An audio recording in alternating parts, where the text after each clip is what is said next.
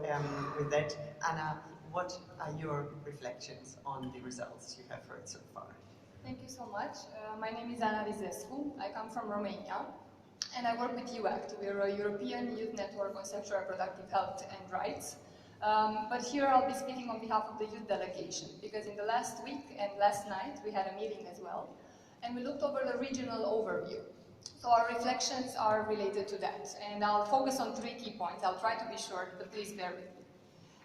The first is definitely to acknowledge and appreciate this resource, because we as young people, we can talk from our experiences, peer educators, as activists, as advocates, but we need the evidence-based arguments, and that's why data is very important to complement our messages and to convince the decision makers on the benefits and the impact that sexuality education has for the well-being of young people. That was the first message.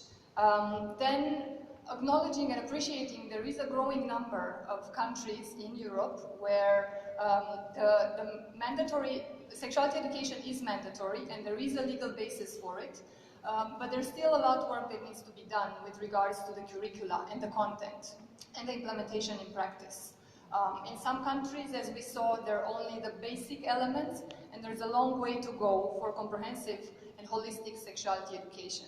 And we saw what this means, and we all know, we're all allies here, but I would still like to highlight a few key points, which are human rights approach, and the sexual orientation and gender identity and expression diversity that exists within us. And this has to be at the core of comprehensive sexuality education.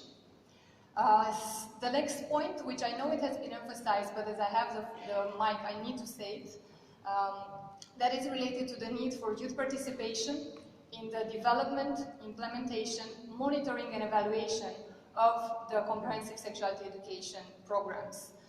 Young people are not only beneficiaries, they are equal partners in this. And we thank you for the floor and the conference that you have organized. There would be more things, but I realize we're short with time, so I will end with an invitation for the Youth Corner that we have here on the blue table across from the Bulgaria country fact sheet.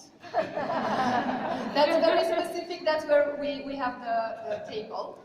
Because there, during the lunch break, you can talk with youth experts that are here. They are peer educators, they have experience with international advocacy, they are journalists, medical health professionals, and people working in challenging contexts, as we heard.